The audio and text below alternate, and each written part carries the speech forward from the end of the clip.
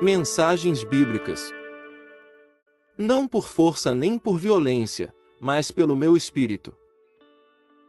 A frase, não por força nem por violência, mas pelo meu espírito, significa que a obra do Senhor não é estabelecida e realizada com base nos méritos das realizações humanas. O sucesso da obra de Deus depende, antes de tudo, da ação poderosa do próprio Espírito de Deus.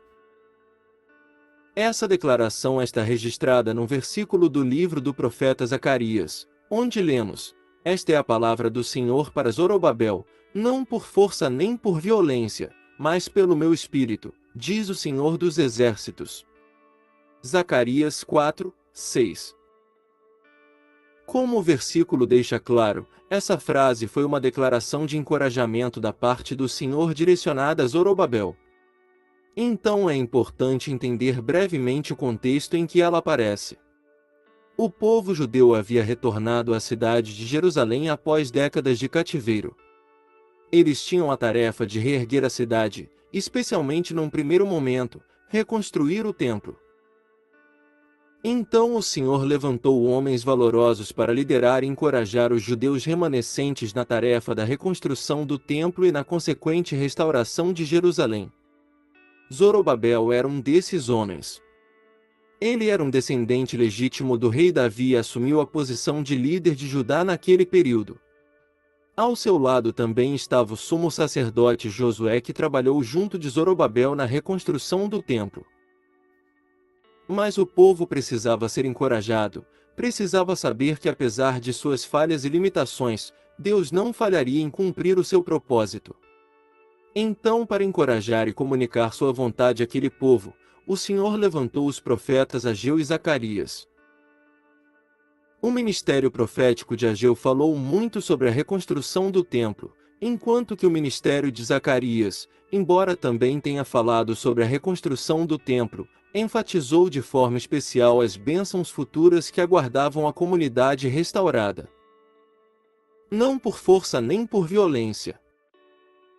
Oposição, desânimo e impossibilidade formavam o pano de fundo da declaração, não por força nem por violência, mas pelo meu espírito.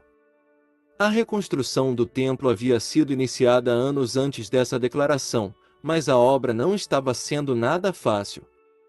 Oposições internas e externas ameaçavam a conclusão da obra. Além disso, o próprio povo estava abatido e intimidado diante de suas próprias limitações e incapacidades. Em comparação com o primeiro templo que havia sido construído durante o reinado do rei Salomão, a situação da reconstrução do templo no pós-exílio era completamente outra. No tempo de Salomão, Israel era um reino poderoso e contava com inúmeros recursos. Agora, no tempo de Zorobabel, havia apenas uma comunidade que havia sobrevivido aos anos difíceis do exílio. No tempo de Salomão havia um rei no trono de Jerusalém e a nação era soberana. Mas no tempo de Zorobabel, humanamente falando, a nação estava frágil e subjugada. Porém, embora o trono de Jerusalém estivesse vazio, não havia figura oficial de um rei em Judá, o trono do universo estava ocupado. O Deus Todo-Poderoso que governa a história é quem estava cuidando de todas as coisas. Então, com o objetivo de explicar o seu plano àquela comunidade remanescente, Deus deu ao profeta Zacarias 8 visões noturnas que tratavam da obra de reconstrução sob as lideranças de Zorobabel e Josué. Zacarias 1h07 - 6h08. Mais precisamente na quinta visão, o Senhor mostrou ao profeta que a reconstrução do templo seria completada, e nada poderia impedir essa obra. Mas Zorobabel e Josué eram seres humanos limitados que não tinham os recursos necessários para concluir a obra. Daí vem o encorajamento do Senhor, não por força nem por violência, mas pelo meu espírito. Nessa expressão, a palavra força traduz o hebraico aí, o que indica habilidade, eficiência e proeza humana. Esse termo muitas vezes é aplicado no sentido militar para enfatizar a força e a bravura de um exército. Já a palavra violência, ou poder em algumas traduções, traduz o hebraico koa, que indica poder, vigor e força humana. mas pelo meu espírito. Quando o rei Salomão construiu o primeiro templo, ele contava com um exército de operários. 1 Reis 5, 13, 18. Com uma oferta de mão de obra quase que ilimitada, não faltavam recursos para uma construção bem-sucedida. Claro que aquela situação confortável também havia sido providenciada por Deus. Foi o Senhor quem havia feito prosperar o reinado de Davi e na sequência abençoado o governo de Salomão. Como uma nação soberana sobre outras nações, Israel recebia tributos e juntava tesouros que possibilitavam construções esplendorosas. Mas os judeus do templo de Zorobabel não tinham a força, o vigor, a habilidade e o poder que seus antepassados dispuseram quando construíram o templo de Salomão. Mas eles também se sentiam desmotivados com o fato de que cabia a eles a tarefa de reconstruir aquele templo que havia sido destruído pelo rei Nabucodonosor, sem ter recursos à altura dos recursos que foram empregados na construção original. Foi por isso que Deus disse através de Zacarias: não por força nem por violência, mas pelo meu espírito. A reconstrução do templo não se daria pela força de um exército, nem pelo vigor individual do homem, e muito menos pela fartura de recursos. O que haveria de garantir o sucesso daquela obra era o poder do próprio Deus.